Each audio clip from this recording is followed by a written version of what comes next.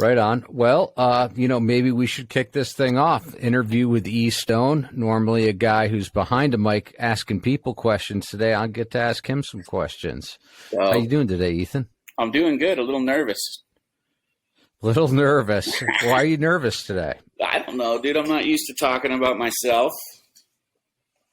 I'm chilling here with Uno. Oh, nice. He doesn't talk, though. He's not part of the interview. Yeah. He's just on the lap. You always got to have a dog as part of the interview, though. That always makes sense. Yeah, so I'm a little nervous, but I'm hyped to talk with you. Right on. Well, I'll make it pretty easy on you because I'll just roll back to right in the beginning of your snowboarding career. Arizona Snow Bowl. How did you get there, and what were you doing snowboarding in Arizona? How'd you know I was in Arizona? I know these things. You know these things. I went there with Blotto. He grew up there. So I was living with him in Vail at the time. We kind of had a bunch of similar sponsors. And, let me trace this back, actually. I met Blotto there. I'm actually wrong. I'm a little, I got some memory issues. So that's where I met Blotto. I was traveling around with, I think they were called Hollywood Films at the time. Mm-hmm. And, kind of working on my first time filming snowboarding. And it was Rick and Tillion was the filmer. And I think I just jumped in the car with these guys and went on a filming trip. I think that was when I got my first photo in Yeast Infection with your magazine, was actually on that same trip. But yeah, we stopped in Snow Bowl, and Blotto just happened to be there and started shooting with us. And that place was awesome. I would say actually that mag was Player Mag. Player I got a copy magazine, of it right not here. Yeast Infection. Yeah, it was your magazine though, right? Yeah, that was my mag back in the day. That's how I got started. But you were actually one of the riders who we featured in that mag. That was probably my first published photo anywhere. It was like a 720 sequence or something. I don't think it was in Arizona. It was on the way to Arizona, somewhere in Utah, I think. But so you had awesome dreams though of being like a pro rider, filming movie parts, doing the whole thing. Yeah, I moved out from Vermont. Kind of got fueled by The Hard, the Hungry, and the Homeless, that movie. I think that came out when I was in 11th grade, and kind of just made me want to move to where those guys were. And that was Breckenridge. And right when I graduated from high school, I just made the move. I actually graduated a half year early so I could get out there even sooner. And I remember when I told my mom, she straight up cried because I wasn't going to go to college. And she just thought I was throwing away my life and there was no future. But I did it anyways and just made the move we couldn't get to Breckenridge where we wanted to move because all the housing was filled up. So we moved to Vail, which actually ended up being dope because we kind of met a really good community with people like J2 and Ninja, Adam Merriman, Tarquin. And so I was just kind of following that dream of trying to become a pro snowboarder. So what kind of job did you work in Vail when you first arrived? All dishwashing. And all dishwashing. Hydroceramic technician was the official term. But basically, in Vail there's a lot of tourism. Obviously, it's a lot different than it was than it is now. Now it's even crazier. But back then, the only jobs were really working for the mountain or working for a restaurant. And I moved out there with Ali Goulet and then a couple other good friends from Vermont, and we all just got dishwashing jobs. I think we had 7 of us in a 2-bedroom in Avon, Colorado, which is just right next to Vail. And were you a sponsored rider at the time? When I moved out there, no sponsors, but quickly through meeting people like J2 and all that, you get introduced to a lot of different reps and picked up some sponsors. I got picked up by 686 pretty early, and that's how Blotto was riding for them as well. So I think that's why we met him at Snow Bowl, and Scott Boards, and I was kind of like a rep rider for Original Sin, but I wouldn't consider that sponsored. Like when I moved out from Vermont, just like a little bit of board flow, you know? Okay. So you're in Colorado, you're starting to shoot video, you're starting to take photos, you know. I mean, at what point did you decide that, like, okay, actually I'm going to start a binding company? Because you started that pretty early on in Vail. Yeah, we actually started that our first year living in Vail. And what we were doing was going to Home Depot and getting metal brackets. And my buddy from high school, J3, would kind of cut them into the parts we needed to make the first baseless bindings. And we would use straps from just whatever available binding was out there, and the high backs as well. And then at the he worked at the Beaver Creek. He was a snowmaker and had access to like the shop at Beaver Creek, the workshop, and was able to use like a metal bender to. We would just cut like diamond plate metal into heel cups and then bend them on this bending machine they had up there. And so we had kind of the first baseless bindings going, and he made pairs for myself and for Tarquin and for Ali. And my dad came out and saw what we were doing, and he was like, oh, I could help you guys get these made, actually manufactured for real. And so we made some samples, and then we went to the trade show that year, which I was 18, so this was like 1994. We went to the trade show in San Diego and didn't have a booth or anything. We were just kind of walking around, and we met a Japanese distributor, and they saw what we had and instantly made a giant order, and all of a sudden we were just a company. And they ended up being our distributor for the whole time we were a company too, which was pretty cool. So like 23 years or something. Okay, so how long did you like try to wear two hats, in that you were trying to be a team rider for different brands and then you were starting your own brand? How long did you keep both of those balls in the air? I would say until around 99, 2000. I moved out to Utah from Colorado, and the mountains out here were a bit different than Colorado. As people know, they're a little bit more aggressive. The jumps got a little bit bigger, and snowboarding got a little more serious. I was riding with Marco a lot, kind of following him off jumps, and he was just so good. And I would end up, trying to go as big as him and then just eating shit, end up worked after the day, like barely able to walk, trying to follow Marco, So I kind of realized I just wasn't on this dude's level, and maybe I should start focusing on Tech 9 a little bit more. And at the same time, Blotto kind of gave me a camera, so I started shooting photos as well, which got me to be able to still be out with guys like Marco, but not. Was that his nice way of being like, your riding isn't cutting it? No, it was actually he had gone to the East Coast. He was working for Tech 9 at the time as our team manager, and he kind of snuck off to the East Coast for a meeting with Burton. And I think he felt bad that he was taking the job and leaving Tech 9, so he just handed me down his camera. But yeah, maybe it was kind of a nice way to say maybe you're not as good as the rest of the team. Okay, so now you're running Tech 9 and you're starting to learn how to be a photographer. Take us through that, of like what it was like to actually, get your chops developed for taking photos of people. How long did that take? I was pretty blessed in that sense. I was able to go out with guys like Kevin Zacher and Nate Christensen, who were top photographers at the time.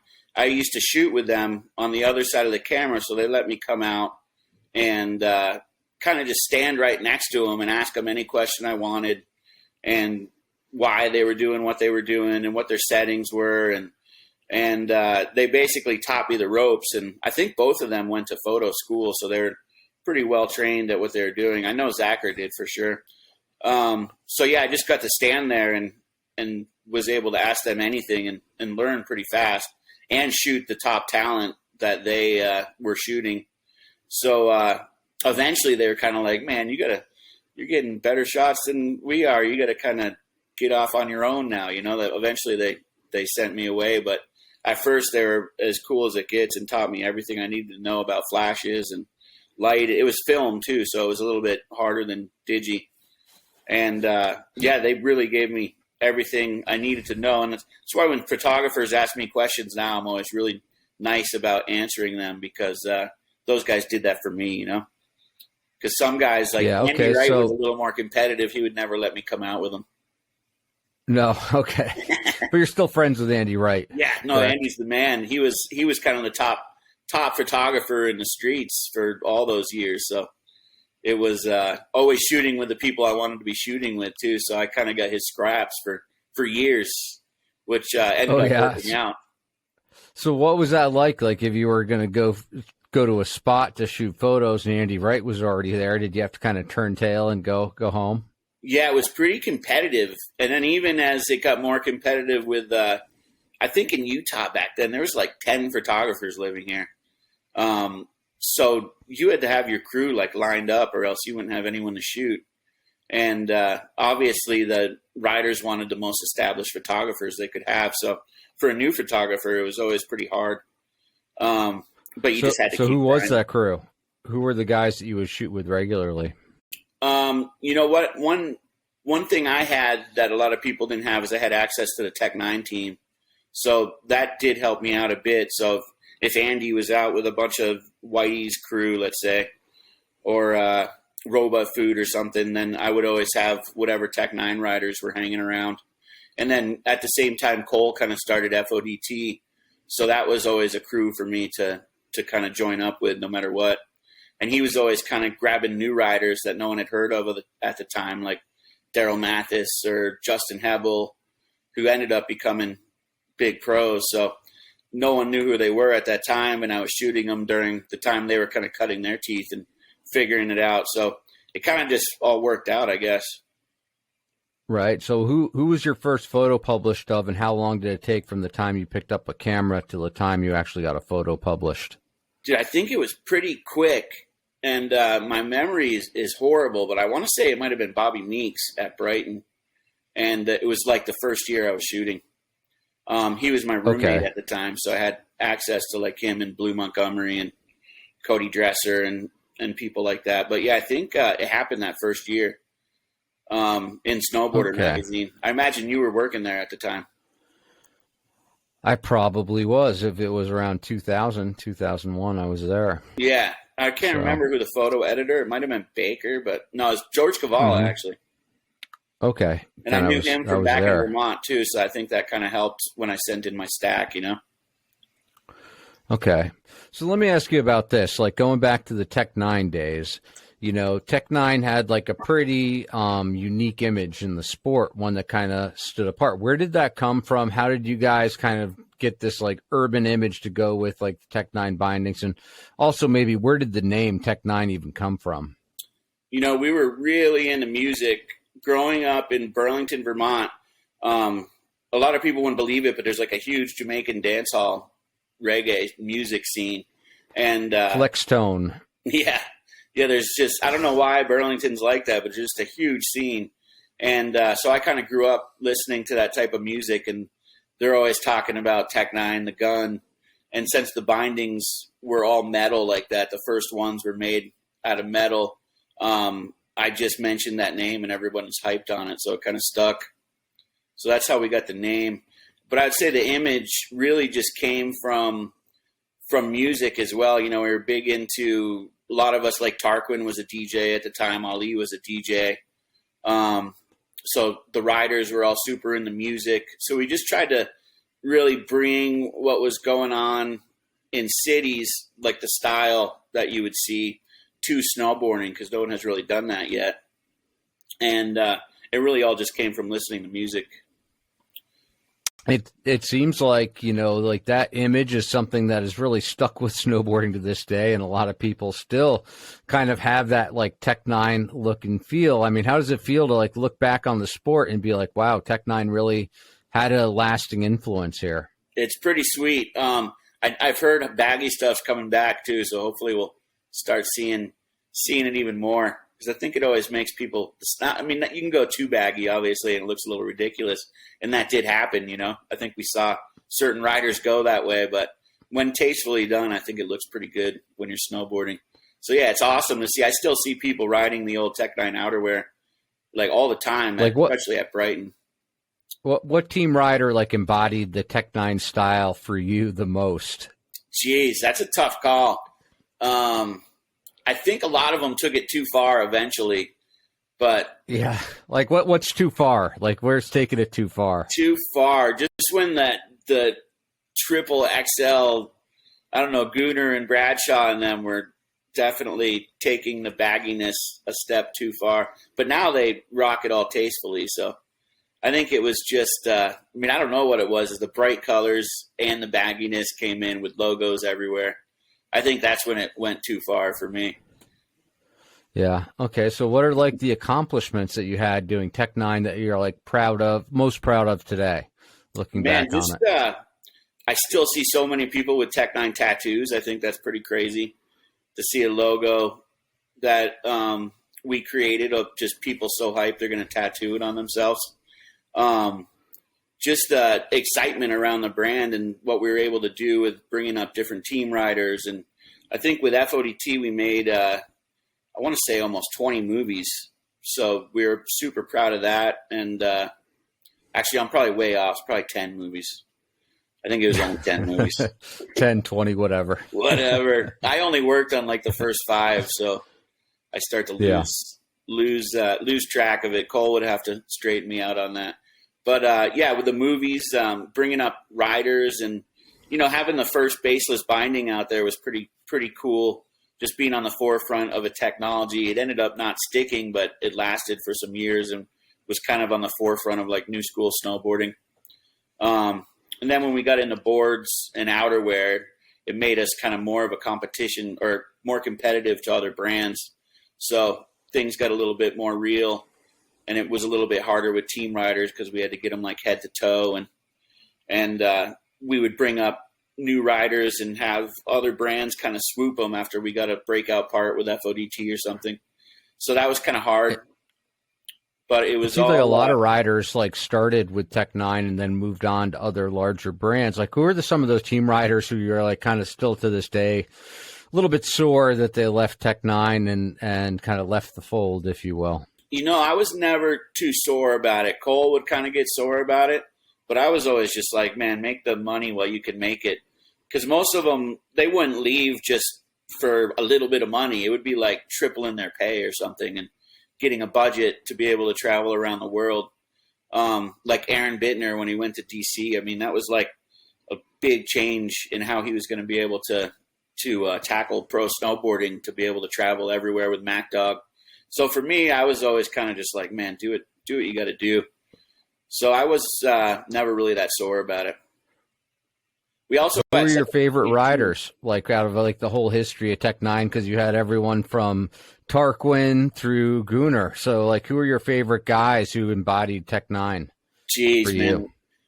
They're all. I was able to spend so much time traveling around and going on trips with them because of FODT that a lot of them hold a special place. Like Tarquin, obviously in the early days, having Whitlake on, he did that first one black, one white binding, which was no one had ever done 2 different color bindings. So that always is something pretty cool. And it was cool to have Whitlake be part of the program. And then in the later years, definitely Gooner and Bradshaw were some of my favorites. Deadlung was always sick to cruise and shoot. Justin Benny was rad to have. I mean, everybody was sick to have on the program. We tried to kind of sponsor our friends, so it was always they just happened to be good at snowboarding too. So it all kind of just worked together. So you say you sponsored your friends. Did any of them become enemies when the business got involved? Did you like not get along with someone that you used to get along with based on like them working for you now instead of just being a friend? I was always chill. If Cole maybe had some issues like that. When we did have to make some cuts, it always sucked. But now there's nobody on the team that I'm not friendly with. Everybody is still chill. But, sometimes, we would have to make hard decisions and cut a team rider that we didn't want to cut. And that did suck. And I always tried to maintain a friendly disposition with him. And Cole would have been the guy. He was a team manager, so he had to kind of deal with that a little bit more than I did. And I think they understood that it wasn't necessarily his call. It was budgets, and ever changing budgets in snowboarding as things change, you know. I know maybe for a short time there was some riders that maybe were bummed if they got cut, but shit happens, I guess. They got over it. You know, it seems like the snowboard industry is pretty tough to deal with. I mean, you had this image and people had this like image of Tech9 from the outside looking in. What was it actually like running a brand and maintaining that cool factor for all those years and trying to keep everyone happy? Dude, it was gnarly, especially as our team got bigger. It was, there's a lot of mouths to feed. And as we'd put out a FODT movie and everyone would work hard and get a good part, you know, then you got like 10 riders that you got to try to look after and take care of. And they all worked hard the season before, but then there'd only be so much money to go around. I think people also thought we were a lot bigger than we were because we were definitely seen kind of worldwide and around the mountain. And I think it was just because the product was pretty noticeable. So people thought we were larger than we were, but it was always a struggle to try to take care of everybody and do what we needed to do. And then when you're dealing with, binding molds, to make new binding molds, it's so expensive. It's gnarly. And then when you throw in outerwear minimums and trying to do board molds and all the graphics and the artists you need, it's pretty much just endless stuff to spend money on and not a lot of money to be made at the end of the day. And the winter cycle is so hard too when you're only getting paid one time a year, and then shops don't even pay you sometimes a lot of times on time. So that was a struggle trying to collect the money. They're usually paying the bigger brands first to make sure they can still carry Burton in the future. So the smaller brands would get paid last. So it's just a constant struggle. And I think a lot of people don't realize that. But maintaining the cool factor wasn't that hard because we had so many minds to kind of help us with that with all the team riders and all that. So it was that was kind of the easier part, I guess. Just all the creativity between all the different riders. Okay, so you mentioned the creativity. Like, what are like some of the favorite products that you developed over the years? The things that you would like look back on today with pride. You know who was awesome to work with on boards was Lucas Magoon. All of his graphics were kind of just straight from the mind of Lucas, and you just had to kind of take notes on his ideas and then translate that to Dave Doman, the artist. And when done right, they just came out insane. And those are some of my favorite board graphics still today. Like Lucas had his first one was like a Gremlins takeoff, which was pretty sick. And just every different one of his art pieces that he'd come straight from his mind was just insane. On the technical side, we just tried to make products that made sense. So just trying to always make bindings better and better. We came up with the first toe strap that went over the front of the toe of the boot. And was that Marco's idea? It was actually Justin Hebel, and Marco kind of adopted it to his binding. So they called it the Baltimore toe strap. And we knew we were on to something rad when all of a sudden Burton hit us with like a simultaneous invention, and they showed up at the trade show with like a handmade one when we had one that was already molded. You know, they had caught wind of what we were doing. So there was like a little bit of a weird lawsuit there, but we kind of all just squashed it and moved forward. And that's why you see the strap on everybody's bindings now. I mean, you talk about lawsuits. I mean, what are the most challenging parts about running a business and keeping it rubber side down? You know, we had good insurance. So when the lawsuit does happen, it's all handled with insurance. But we never had any like injury suits or anything like that, which is dope. But yeah, you have to make sure your products are on point, or else that stuff can happen, you know. But I guess the trick is to just get insurance right away if you're a company that's being ridden like snowboards are ridden, you know. Yeah. Okay, so like how did like Tech9 come undone as far as like, I know you guys were an independent brand for a number of years, and then you became part of this collective, or the collective, I want to say, and you were part of like Nomis and Tech9 and a few other brands. Like, what was the thing though that like really kind of like was the thread that you pulled on that kind of unwound the whole thing? You know, the biggest issue we always had was cash flow.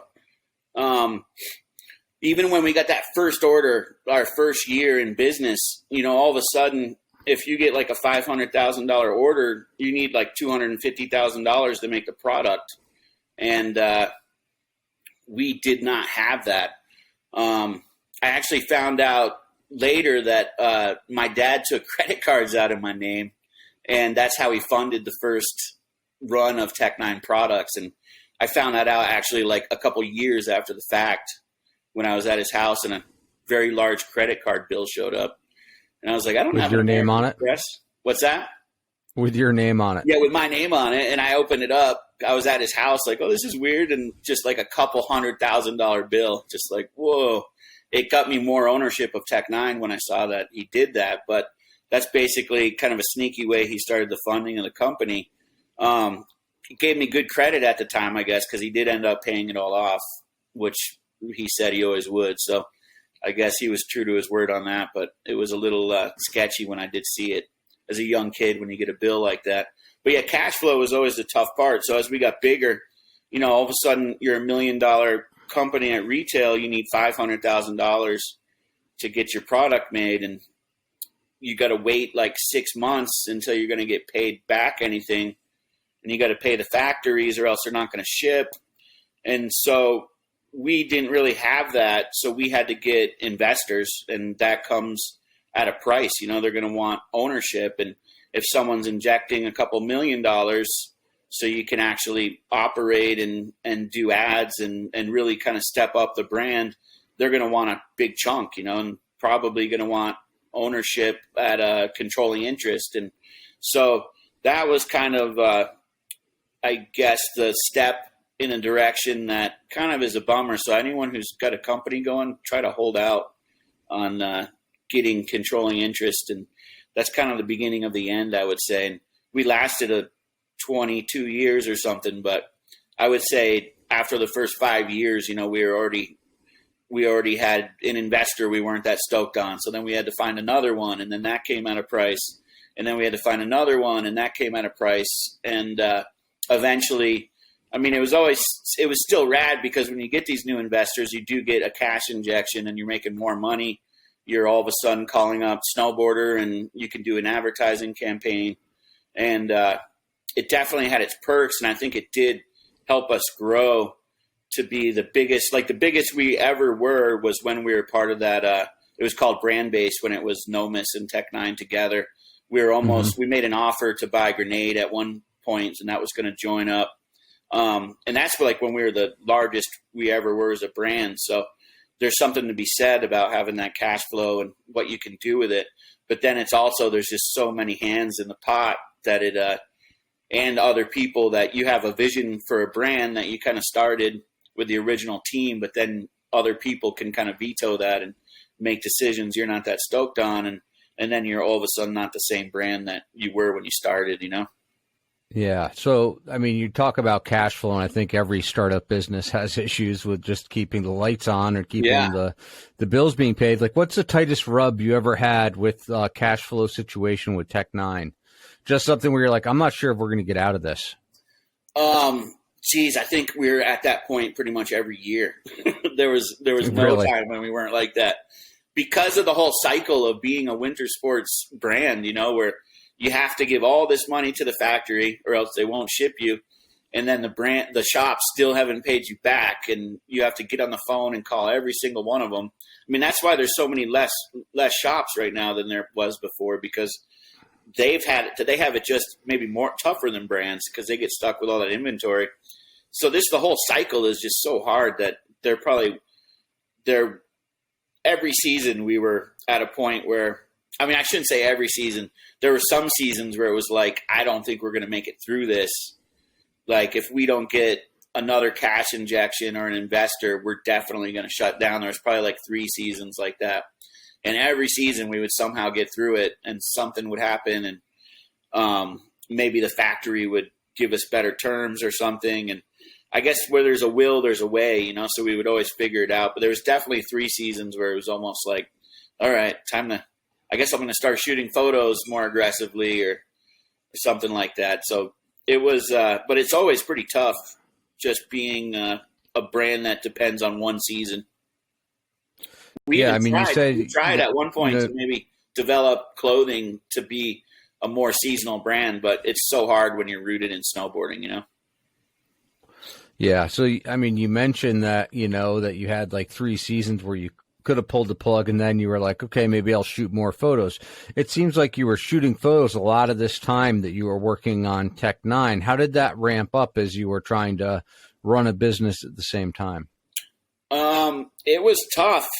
Luckily, with my dad working with us, he would deal with a lot of the stuff on the warehouse level and the back end, which he kind of understood the stuff we were doing out in the field with boots on the ground is what propelled the brand to where it was, So he really understood that. But as we got more investors, that got harder to kind of explain, like, oh, you're out shooting photos and you're making a career of that, but then you're also like the brand manager at Tech 9. So I'd have to really be really transparent with what I was doing and work really hard to kind of do my Tech 9 stuff as well as shoot photos and kind of make it all work towards the end and all that. And towards the end, after 20 years of doing Tech 9, photography was kind of a lot more fun, just because 20 years of trying to develop a board line gets pretty monotonous, or rewriting a catalog for the 20th time, and gets pretty crazy. So I was kind of, maybe towards the end, my heart was just more in photography anyways, and it was going really good with Snowboarder Mag, and I was able to team up with a lot of different crews kind of outside of Tech 9. So, go on heli trips with Volcom, or who knows what else other opportunities would pop up. And with Tech 9, I wasn't able to do that stuff. So towards the end, I think the passion was definitely more towards photography. So you were getting better opportunities from other brands outside of Tech 9 despite working at Tech 9. Yeah, at some points, even with Tech 9, I was like the staff photographer for Sims while I was the brand manager for Tech 9. And it kind of just worked out because Mark Frank rode for Sims at the time, and a couple other riders like Nico Droz rode for Sims, and some of our B riders. So it was mellow. I was able to maintain those positions while I worked for Tech 9. As well. Was there ever a point? Was there ever a point where you started making more money on the photography than off of Tech 9? For sure, there definitely was, and that's why another reason I was like, man, this is maybe I should be focusing more on this and working more with brands, and because Tech 9 couldn't really pay as well, especially in those seasons where we were almost going to go out of business, So yeah, there was definitely a point where photography was kind of what was really paying the bills. So how much money could you potentially make running a small brand in snowboarding? I mean, is it lucrative? Like you're like, okay, I'm going to retire one day off of this, or is it just something where you're like, I'm doing what I love, helping my friends out? It's funny. When I was young and naive, I was like, I'm definitely going to be able to retire one day from this. And then as you kind of really get into business and how gnarly it can be, as you get older, and I guess open your eyes a little more, I started to realize there's no way I'm going to be able to retire from this. And just as there was more owners that own part of the brand, and also like how often are snowboard brands really sold except when they're like in dire straits and they're kind of bought for pennies on the dollar, It's only happened like a couple of times. What was your ownership equity in Tech 9, like percentage-wise, when you started versus when you finally left at the end? Dude, when I started, I only had like 3% because young and naive, my dad kind of gave us a very small percentage because he said he was putting all the money in. But then when I realized it was my money, I jumped up to like 20%. And then, but there was like 5 of us who started it, so it was all split up. And then it would have to get diluted every time a new investor came in. And so I think by the end I was at like, I don't know, like 10% or something. But I started to realize it was better to make more money than it was even hold on the percentage, because like I said, how often do these brands really sell unless it's pennies on the dollar, So I kind of just went for getting a bigger salary as opposed to percentile. Right. I can't really think of too many brands that have had like a big payday at the end. so to speak, ones that have been around even for 15 or 20 years. Really, there's not a lot that have some kind of successful outcome for the people who started the brands. Yeah, it's pretty harsh. And it just comes, there's all of a sudden sharks in the water when they really need money, and they just make an offer that is the only way to keep the brand around, you know? And so did that like turn you off from like running the brand, the fact that you were owning less and getting pennies on the dollar from what you thought it was worth? Well, the more responsibility I took, the more I was able to get paid, though. So it's kind of like it was kind of better just to take, in my mind, knowing that a lot of brands don't sell and seeing how a lot of these deals go down, the more responsibility I would rather, instead of shares, just take a bigger salary, you know? Yeah. And okay. I don't know if that's always the case. I just feel from what I saw in snowboarding, it kind of seemed that's how it kind of goes, you know? So even if we did sell one day, it would just probably be not for what you don't really sell when you're in a strong vantage point. You know, you end up selling shares when you need the money, it seems like. Otherwise you're trying to hang on to the brand. And there are brands that have done it right out there. Like 686 is awesome.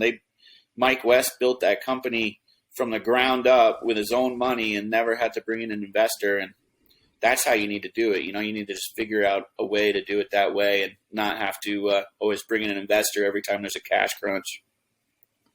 Yeah, it seems like that's one of the few brands, though, that has really pulled that off. Yeah. As far as like building a brand under the same ownership that it started under. Yeah, it goes to show how smart Mike is, you know, the way he's kind of handled his business. But, you know, I wouldn't give up those Tech 9 years for anything. I mean, it was so much fun.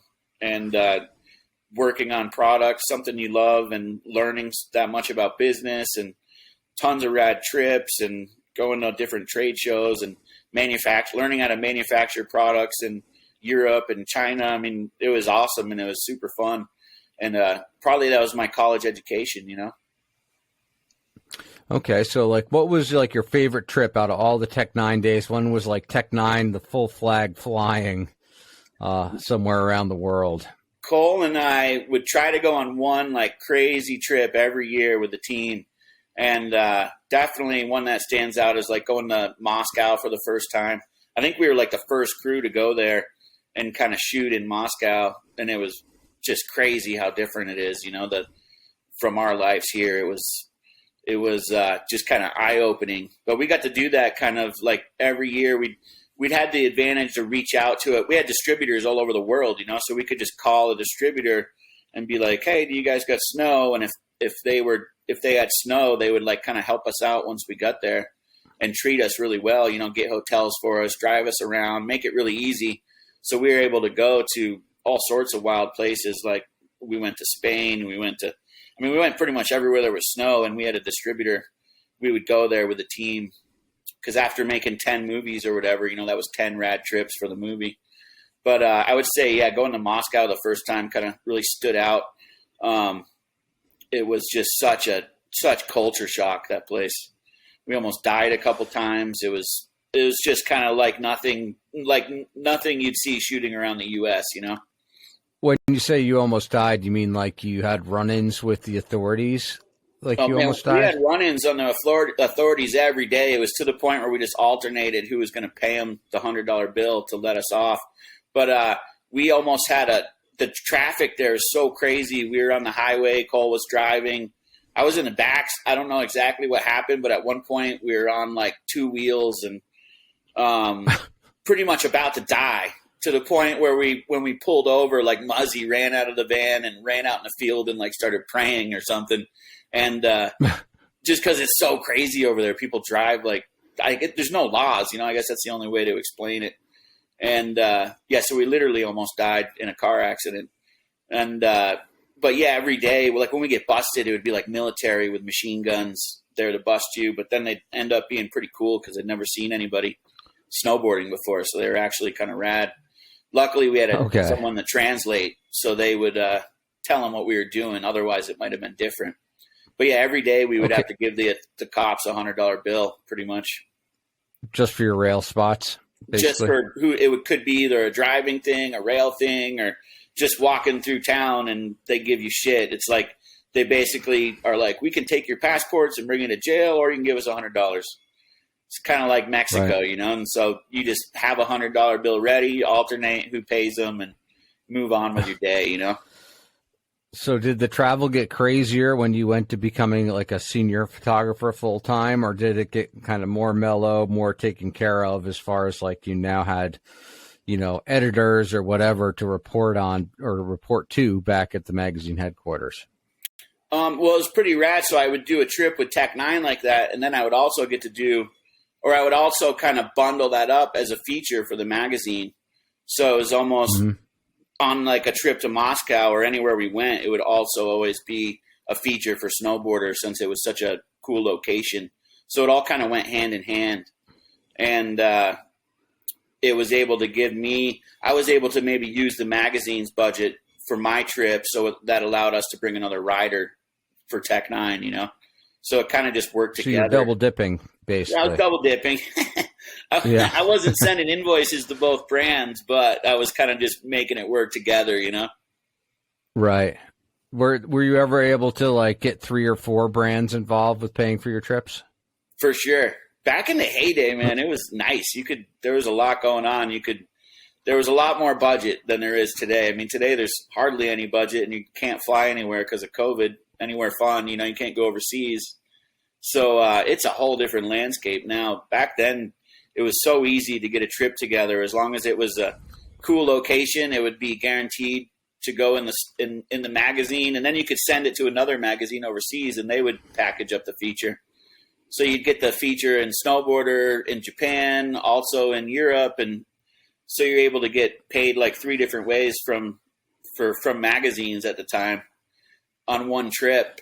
Not to mention selling photos to brands as well. So it was a whole different ball game back then with photography. I'm hoping right. those days And so come back. Nowadays it's changed. Can you compare, what it was like in the early 2000s when the budgets were big to where it's at today, and like how you can maintain a career as a professional photographer today? Because I know there's not as many print publications today.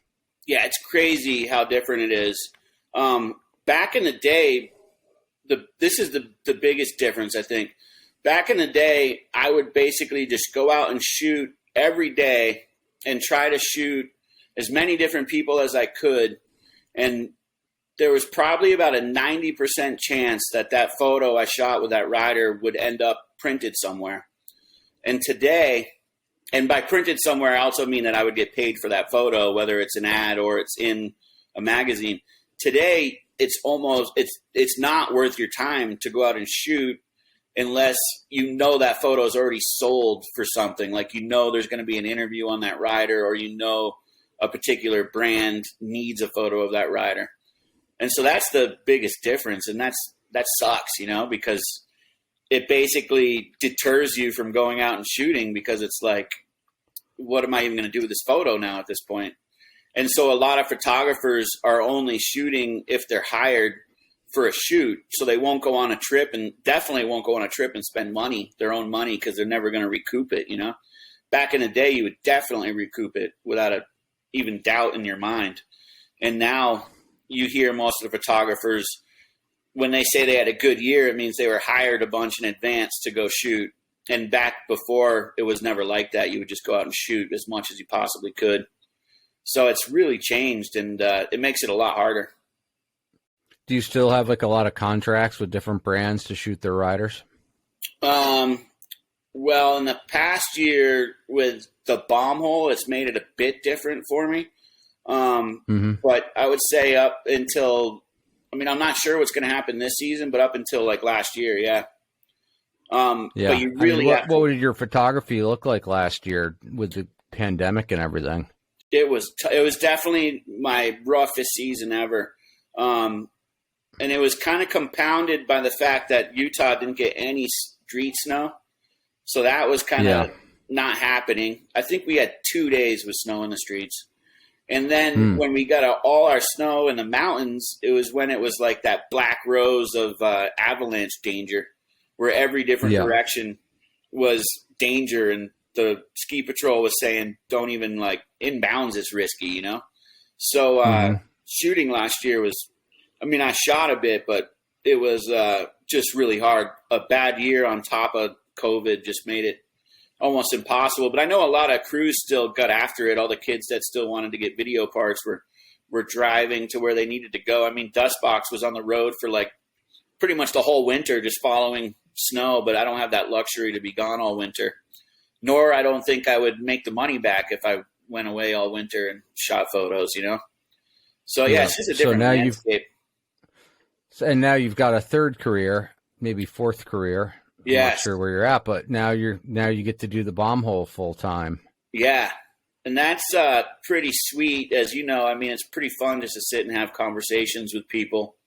And, yeah, totally. You know, like we're doing now, just chopping it up and learning about people and hearing their story. I mean, everyone seems to have an interesting story. So it's been pretty fun to kind of learn about it.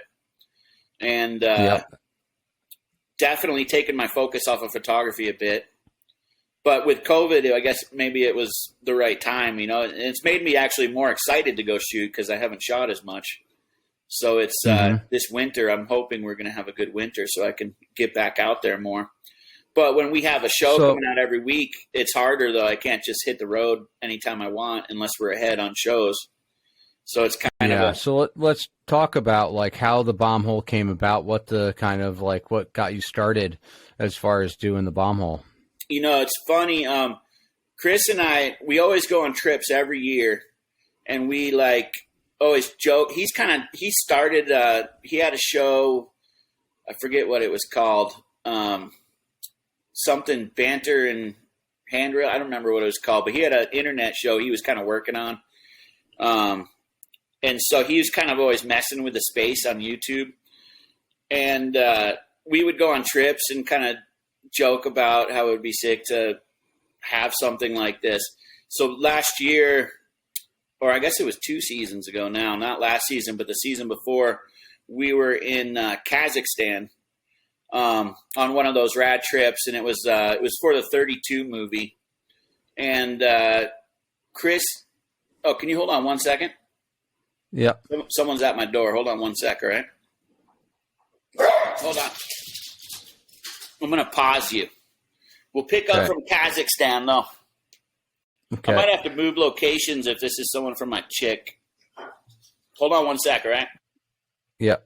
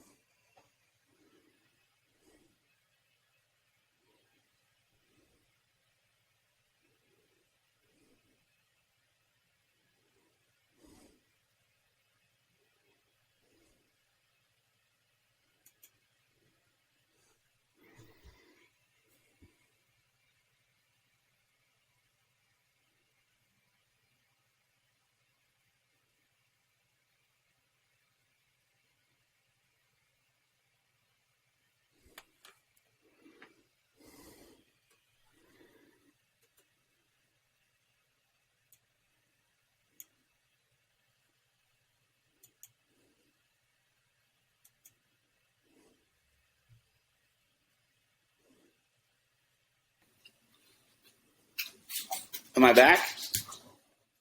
Can you hear me? Yeah. Dope. Sorry about that, dude. No worries. So I was at Kazakhstan. Yeah. Right? So, so Chris and I would go on these trips, and we kind of realized the most fun part of the trip was the time in between the spots when we were in a van and we were just talking shit. And kind of everyone would always just listen to Chris and I go back and forth. We'd sit in the back, kind of trash up to our waists because we've been on a trip for who knows how long. And the banter was always the most fun. And so Chris on that trip was like, it would be sick to do a podcast, and you're like the dude I'd like to do it with. And so the whole time we were on that trip, we were kind of telling the other people on the trip, like, what do you think if we did this? And we were like, we had a list of like 50 names going, and I didn't really know how serious he was, though. I was kind of just like, oh, this is dope. This would be super fun. And so we got home from the trip, and then Chris went on another trip, and kind of him and his girlfriend broke up. Thankfully, they're back together now, which is rad. But I think that time of being all of a sudden single, and it's also right when the pandemic kicked in. So he's alone at his house. He has like can't go out and see people. He doesn't really have anything to focus on because pro riding's kind of at a halt. So all of a sudden he just all of a sudden ordered all this stuff for podcasting. He ordered like a Rode podcaster, some mics, and started messing around, figuring out how to use it. And all of a sudden it started hitting me up with like a test video. Like, I think we can figure this out. And we kind of just said, consistency would need to be the key. So we need to make sure we put out a show every week, no matter if somebody likes it or doesn't like it. We just need to keep doing it. And, we looked at your model, you're the one who's been doing it for a long time. Chris kind of wanted to bring a video element to it because that's what he was doing with his other banter YouTube show. So yeah, we just kind of, all of a sudden boom, let's do it. Let's have a podcast. Let's interview somebody.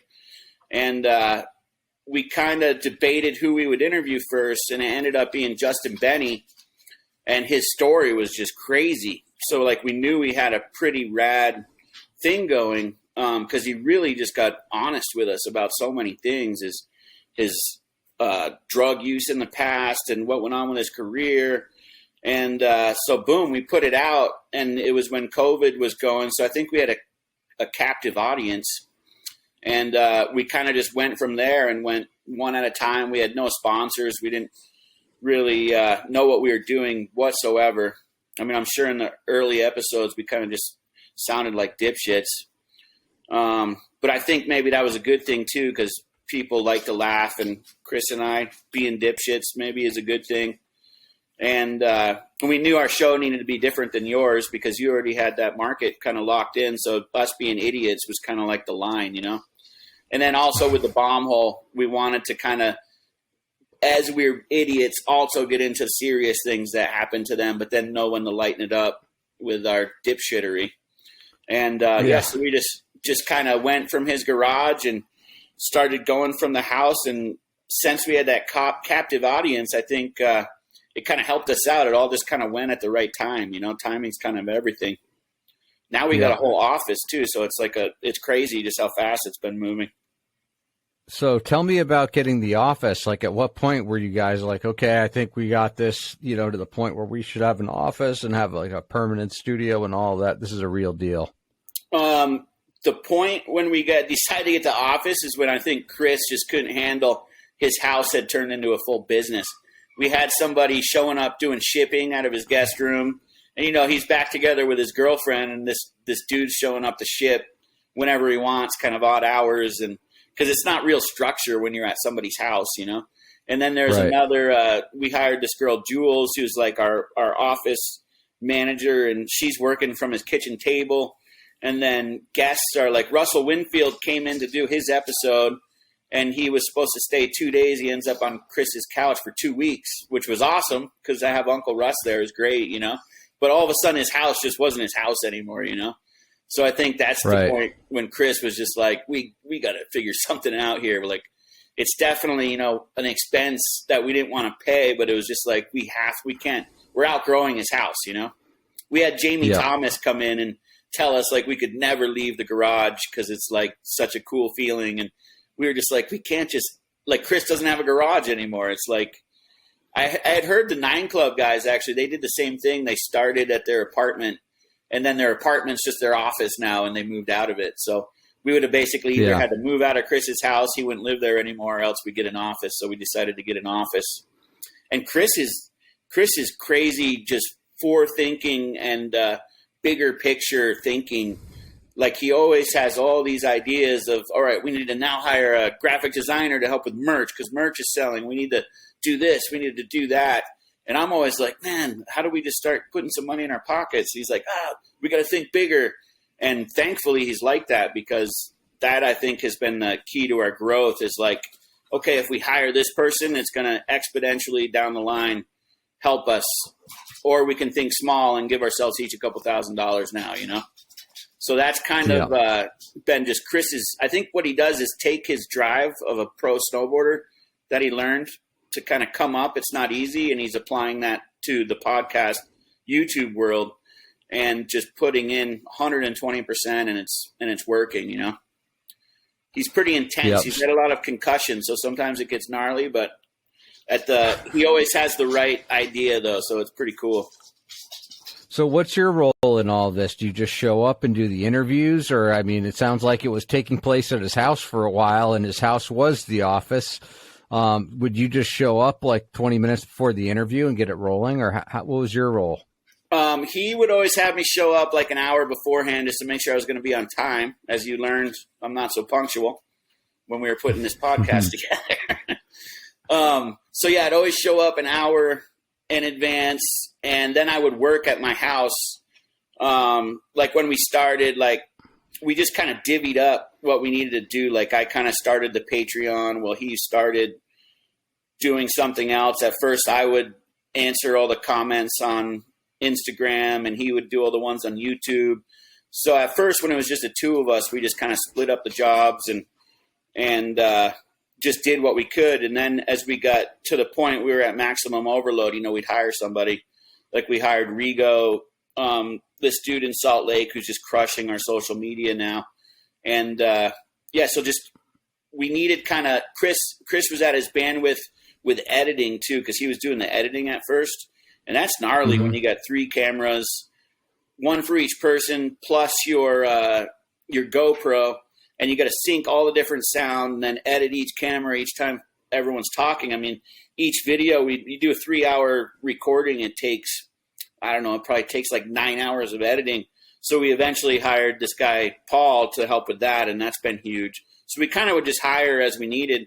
Now that we're in the office, though, it's sweet. We just show up office hours and get done what we need to get done, and we have people in place to help with certain things. And, you know, we realize our times focusing on the show is where it all started. So making a good show is really where we need to like put Chris and my energy into, and then just make sure everyone's really excited to be working with us. So they're all very passionate, and we have a kick-ass team. So it's been pretty rad, and having that office has really created a creative space to like go in and talk about stuff. And, you know, we get their feedback as much as we can. So if we're blowing it, they'll tell us, and they're honest with everything. And so, yeah, we just have a kick-ass group of people working on it now. So it's pretty cool. And I think that office has really helped us. And like, we're 7 episodes ahead right now. Before we were never able to get 7 episodes ahead. You know, we usually be like 1 episode ahead and then panicking. So the next one's going to come out, you know? Okay. So now you have like a runway for yourself. So you're not like, just like getting ready for next Tuesday's episode or whatever. Yeah, panicking. So that's probably a good thing. How many people in the office now?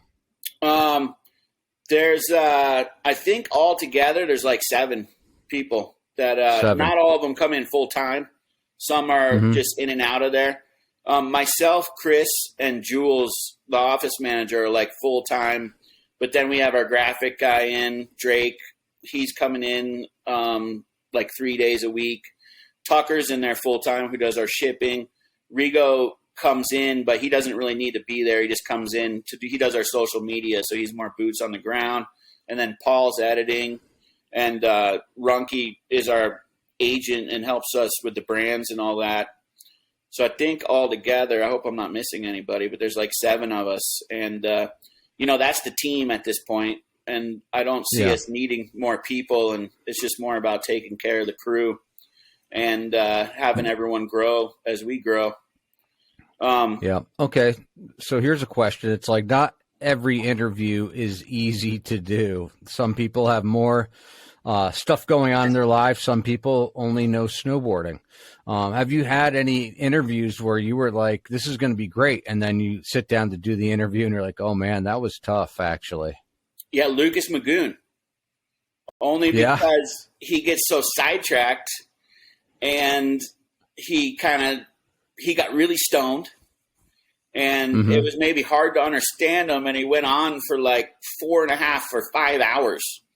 And Chris was just like, dude, what are we going to do here?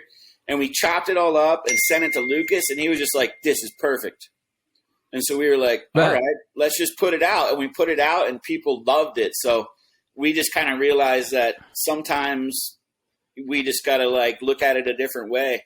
I noticed and he had a lot of awesome stuff to say in that 5 hours. So it was more just harder to chop up, let's say. And maybe we should just put out all 5 hours. Who knows? But there are some people, you get like a young person in there who hasn't lived as much as an older person.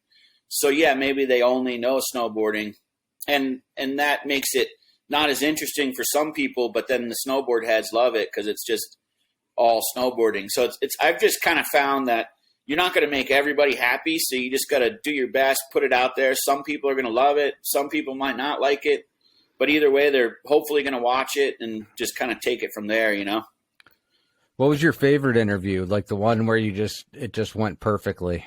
My favorite isn't out yet. It was Jason Ellis. And we did it, I want to say like 2 weeks ago when he was in town for the Street League. And man, one, he's a professional talker. He has his own radio show. And two, his story is just insane. And his level of honesty is just, I don't know, it's inspiring. And that to me, and the show, we only had like an hour and a half because he was so busy out here.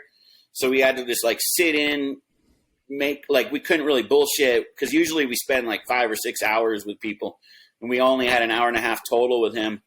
We like to like talk shit for a little while first, maybe have some food, like just kick it and get to know each other. But with him, it was like, all right, let's jump in the booth. And the second we hit record, he was just on.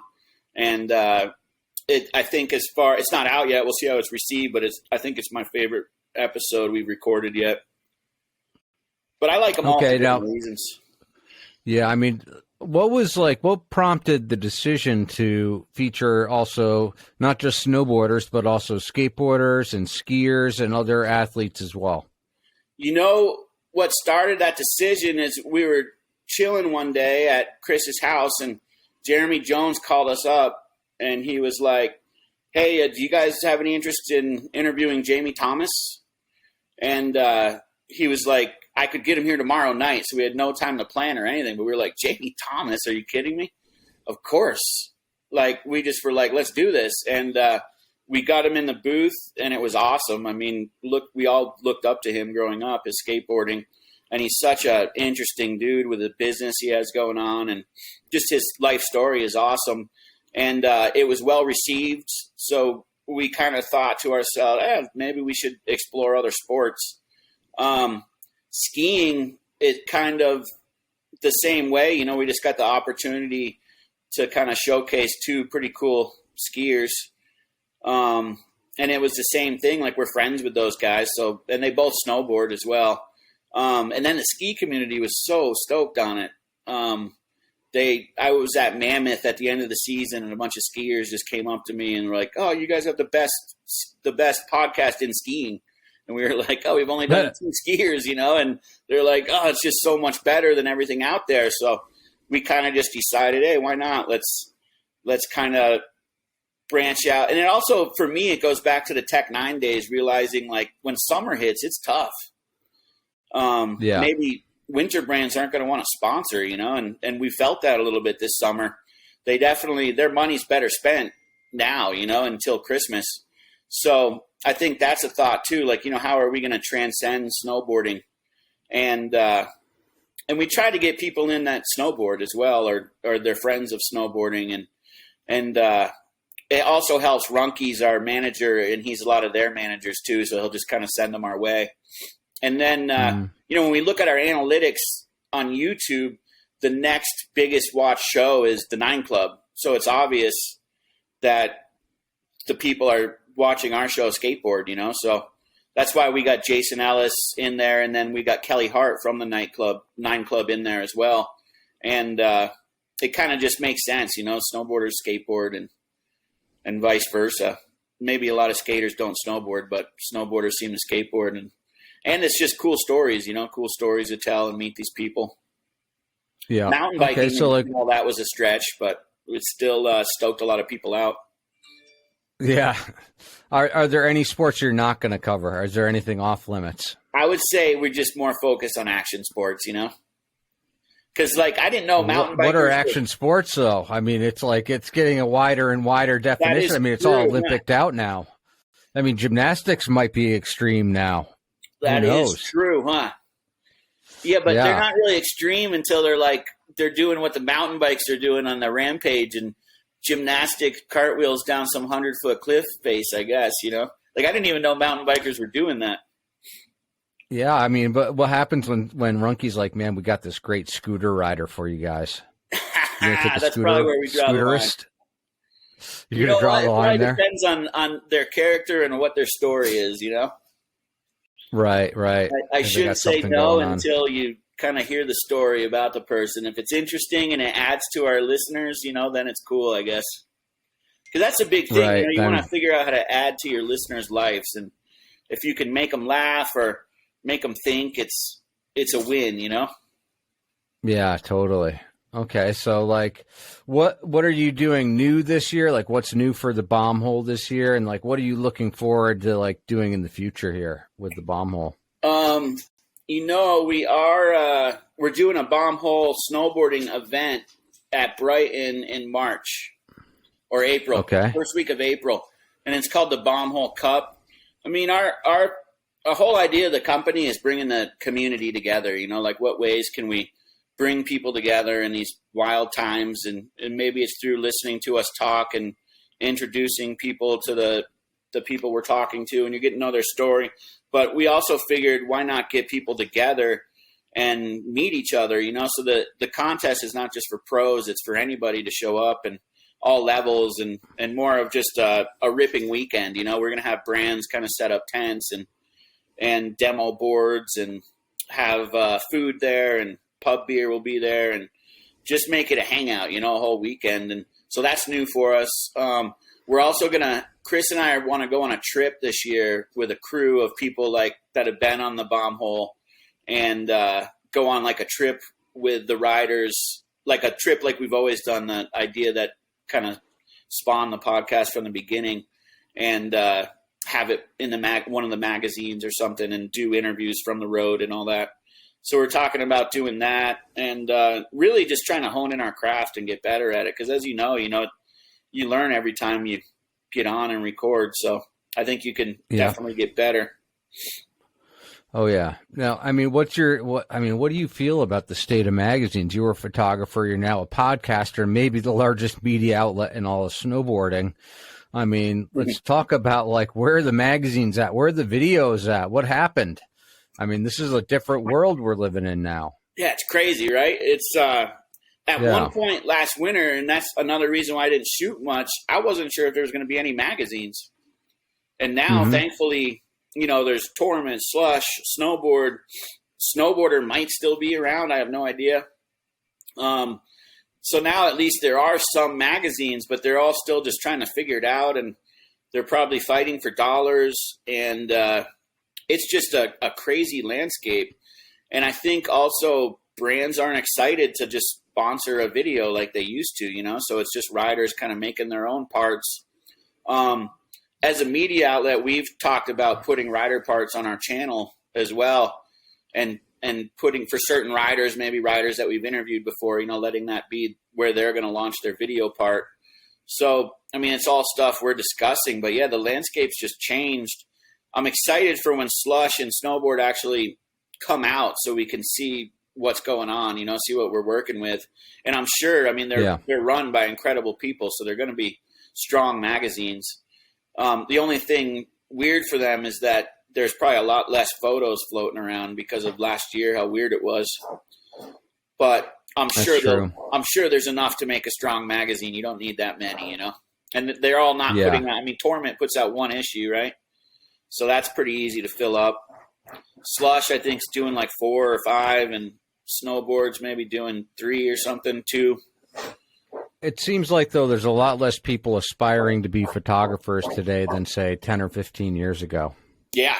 I mean, in town now, there's like Bob Plum and myself and a couple others where there used to be like 15 that you're competing with, So it's a whole different landscape, and I think it's just hard to survive, Brands aren't as quick to pay. What advice do you have for someone who's trying to make a living as a photographer today? Man, I would never want to say don't do it, because there's always a way to recreate the wheel and figure out how to be successful. I mean, look at Blatt. That dude's making so much money, and he's working in all sports now. He's shooting mountain biking.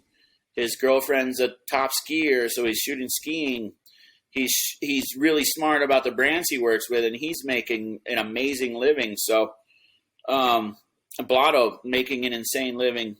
I'm sure Bob's killing it as well. So there's definitely still a way to do it. You just got to get out there, do it your way, and I guess you just got to always be ready to change with the times. And right now we're just at one of those times where everything's changing, and you just got to figure out the next way to do it. Do you think there's like a life expectancy for photographers? How like guys like, Zacher kind of moved on beyond snowboard photography, or a guy like Gary Land was a snowboard photographer and went beyond it. Do you think there's like a life expectancy to being like in the trenches, if you will, in the snowboard media? I've thought about that a lot. I think Zacher was never passionate about it like some of us were. I don't know Gary, so I can't speak to him. But I think Zacher always aspired to move to the top tier of photography. He went to photo school, and I think just kind of fell into snowboarding, and it paid well. So he stuck with it, and he saw that change a little bit and then moved to where he was always headed. He's so talented. I plan on being in the trenches as long as possible. And look at Blotto. He's older than I am. He's still out there going strong. You look at skateboarding, there's guys like Blayback. He's been shooting forever, and he's still shooting strong. So I think it just depends on the passion and if you're able to survive doing it. And you just got to always recreate and team up with brands because they seem to pay better than other people and hustle. It's hard for me with the podcast because it takes up a lot of time. So I'm going to have to figure out what that looks like in the future. But I think it just depends on back to your question. It just depends on the passion they have. And if somebody wants to, they can probably do it as long as possible. Cause you don't have to like get out there and go to Alaska and be in the gnarliest conditions ever. It's not too hard to just go up and shoot X Games or something, that's pretty easy. So I imagine you could do it as long as you wanted. Yeah. The streets are pretty mellow too, So how about for podcasting? Are you going to ever run out of guests? Are you going to run out of interesting people to talk to, do you think, ever? I mean, that's a question a lot of people ask me, actually. Yeah, people actually always ask us that. And I feel like there's so many interesting people. And you've been doing it how long now? I don't know. I'm almost up to 300 episodes now. Yeah, and I feel like there's still plenty of people for you to do. So, and then there's going to be new people, and that's a question often asked, and I feel like, no, we're never going to run out of interesting people. I hope anyways. It's funny because it's like there's this pressure to interview a certain type of person who the industry maybe is behind financially, but maybe not the most interesting, say, of interviewees. And do you find that you run into that a lot, where there's someone who the industry is getting behind who actually is not a good interview or is not that interesting when you do the pre-call with them? We're pretty new to it, so I don't know if that's happened to us yet. We do have one rule that I should probably say on here because a lot of people don't know it. Don't ask us to get interviewed. We'll come to you. because it just creates an awkward conversation sometimes if we're not ready to interview somebody, you know. How many people have asked to be interviewed? Oh, there's on the been Bomb Hole? more than you would think that slide into DMs that aren't even professional snowboarders. Let's say they just, you know, I'm a hardcore snowboarder. Like I should be interviewed just for that perspective, and it's just easier if we come to you so we can avoid an awkward conversation and that so could be the kind of our basis rule. for a great interview, though. Just making it super, super awkward right from the beginning. Yeah, right from the start, right? Yeah, it's like, so you asked to be on the show. Yeah. Now what? What's up? do we What got? do you want to talk about, anyhow? They probably have a really interesting story. Who knows? You know, and it's Yeah, up to us but as it'd be interviews to bring it out. It'd be pretty funny to put people on blast, though. Yeah, put them on So, blast. what's your Probably favorite part? What's your favorite part of doing the podcast? Like, what's the thing that keeps you going, that keeps you excited to keep doing more? Man, just sitting in there having these powerful conversations with. I mean, lately we've had some pretty amazing people in there. I just hope some of their what they have rubs off on me, you know, because these people have some just crazy outlooks on life that are so positive, and you know, like we had Ken Block in there, and just the stuff that dude's done, incredible, you know, like. Being able to hear those stories straight from their mouths to me is the most exciting part of it, you know, and getting to know these people on a personal level and hearing kind of how they carve their own path, because that's really what it is. These people seem to carve their own path. No story is the same, you know. So it's really cool to kind of hear that and, I don't know, just learn from everybody and get to know them. That's definitely, the interviews are my favorite part. Yeah. I mean, I'd say, though, that, like, you know, back in the 90s, 2000s, because snowboarding wasn't such like a professional living, a lot of people had a lot more story involved. Whereas today, it seems like you have to just dedicate all of your time to becoming a good snowboarder. And so there just isn't time to be like a passionate fisherman or something That's else true, on the side. Yeah, that You is know, so that's true. what, that's what I started to see anyway. Yeah, all they can do is work out, eat right, snowboard, and they have to have Right. all the repetitions. And yeah, they don't have as much room for life, huh? Maybe I'm not sure, but I would say that I as they find get like older, they will, though. You know? I would say so. I would hope so anyway. You know, but Yeah, it's like interesting the to see. 19-year-olds are the tough ones because all they know is snowboarding. But then there's somebody that wants to hear about how they got good, so it's interesting for somebody to hear how they made it as a 19-year-old and got to be the best, you know? Right. So, I mean, here's the question. How did you get so good to still be doing this 30 years later? I don't know. It's just staying with it, I guess, just not giving up. And I guess maybe that a lot of people we interview, that's kind of the thing you learn from them too, is just to never take no for an answer and just keep trying, I guess. You know, like Chris and I always joke, we've thrown a lot of shit at the walls, and seeing what sticks, I guess, is the key. And hopefully the bomb hole sticks, because I thought Tech 9 was sticking, but that went for 20 years. But I guess I at least got paid well for 20 years, so that's nice. But yeah, it's just throwing shit at a wall, seeing what works, and putting your heart into it and staying passionate and enjoying what you do, right? Yeah. Well, it seems like the bomb hole is working out pretty nicely right now, as far as like you have an office, you work with 7 people, and you get to interview all sorts of interesting people and hear their stories. So that's a win in my book anyway. Yeah, it's been awesome. It's fun. The coolest part too is the feedback we get when we have a crazy episode, like maybe Jess Camara's or Desiree's, you know, with some real gnarly mental health issues, and hearing how that helps somebody and maybe save their life is crazy. We actually I had someone contact me. They started watching the bomb hole because of Lizard King, they're a skateboarder. And they watched Lizard King's episode, and they went to the bar and they just left YouTube running. And he decided when he got home he was going to kill himself. He had everything ready, and he sat back down in his computer, and Desiree's episode was playing, talking about like staying around one more day and just not doing it. And homie stayed around another day and is still around today. And hearing stories like that is amazing, you know, like that makes it all worth it. And it's kind of just fate that episode happened to be on while he sat down again at the end of the night, like 4 hours later, you know? So Yeah, that it's kind of like stuff makes it worth it. words have like a different kind of power than images do. Even though a Yeah. picture is worth 1,000 words, hearing someone's personal story and hear them be vulnerable, in those moments is like that's something that really isn't replaced in another medium, I don't think. Yeah, exactly. And you can read an interview in a magazine and it just doesn't hit you the same way as hearing their passion and their voice and what they're thinking. Yeah. Yeah, Indeed, so indeed. So yeah, those things make it all worth it, I think, just hearing how it affects people that are watching and listening to the show. okay, so if you could interview anyone for your next show, who would it be? Anyone like out of the sky? Who could you pick out of the sky? Someone you haven't gotten yet? I want to interview Post Malone just because he lives about a mile from me. So Really?